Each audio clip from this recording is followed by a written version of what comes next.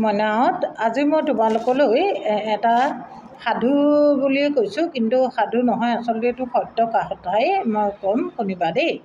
হিন্দী কাব্য সাহিত্যত এজন কবিৰ নাম ৰছ খান। সেই ৰছ খাননো কেনেকৈ হ'ল সেই বিষয়ে ক'বলৈ আহিছোঁ। তেওঁৰ নাম আছিলে খান।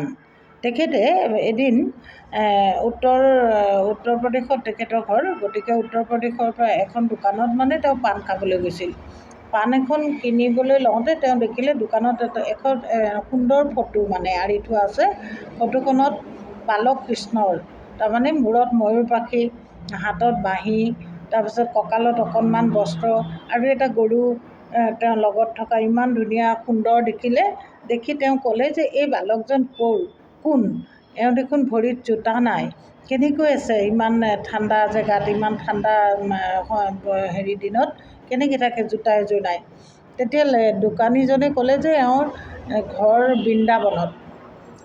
বৃন্দাবনত, তেওঁৰ জোতা দিব নোৱাৰে আৰু তেওঁলোক দুখীয়া মানুহ চাগৈ, এনেকৈ ক'লে। সেই ৰছ খানে ভাবিলে মই তেওঁলৈ এযোৰ জোতা কিনি পেলাই দিমগৈ। সেই বুলি ভাবি তেওঁ গ'ল, দোকানৰ পৰা ওলাই গৈ পেলাই এখন জোতা দোকানত সোমাল আৰু এযোৰ জোতা কিনিলে। কিনি তেওঁ জোতাযোৰ বুকুতে সাৱটি লৈ এই বালকজনক বিচাৰি গৈ আছে। গৈ বহুত দিনৰ পাছত বৃন্দাবন পালে। বৃন্দাবন পাই পেলাই ইজন সিজনক সুধিলে যে সেই এনেকুৱা অৱয়বৰ সেই বালকজনৰ ঘৰ ক'ত? তেতিয়া ইজনে সিজনে দেখুৱাওঁতে তেওঁ গৈ এটা মন্দিৰ পালেগৈ। মন্দিৰটোত কাষত এজন মানুহক সোধোতে ক'লে যে সেই মন্দিৰটোৱেই তেওঁৰ ঘৰ।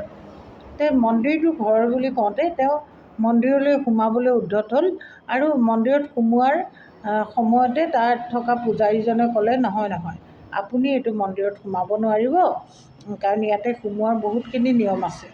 তেতিয়া তেওঁ মনতে বৰ দুখ পালে আৰু ইমান ভাগৰে জোগৰে গৈছে, তেওঁতো ইমান সময় ভাগৰ লগা নাছিল বাৰু, কিন্তু সোমাব নোৱাৰা বুলি কোৱাৰ লগে লগে তেওঁৰ মনটো খুব দুখত ভাগৰি পৰিল। তেওঁ ষ্টেপতে টোপনি গ'ল। তেওঁ টোপনি গৈ থকা অৱস্থাত মন্দিৰৰ পৰা এটা বালক চুঁচৰি এনেকৈ আহি পেলাই তেওঁ কোচতে উঠিলহি।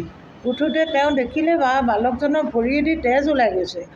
তাৰপিছত তেজ ওলোৱা দেখি একদম তেওঁ গাৰ কাপোৰেৰে তেজ মচি ধুনীয়াকৈ জোতাযোৰ পিন্ধাই দি আৰু মুখলৈ চালে দেখোন তেওঁ বিচাৰি ফুৰা বালকজনেই তেওঁৰ কোচত সোমালহি। তাৰপিছত তেওঁ খুব যিমান আদৰ, যিমান তেওঁ মৰম বুকুত বান্ধি লৈ গৈছিল, সকলো মৰম কৰিলে আৰু তেওঁ বালক কৃষ্ণজনে এওঁক ৰছ খানক মন্দিৰৰ ভিতৰলৈ সোমাবলৈ দিলে। এইজনেই হ'ল হিন্দী সাহিত্যৰ প্ৰখ্যাত কবি ৰছ খান।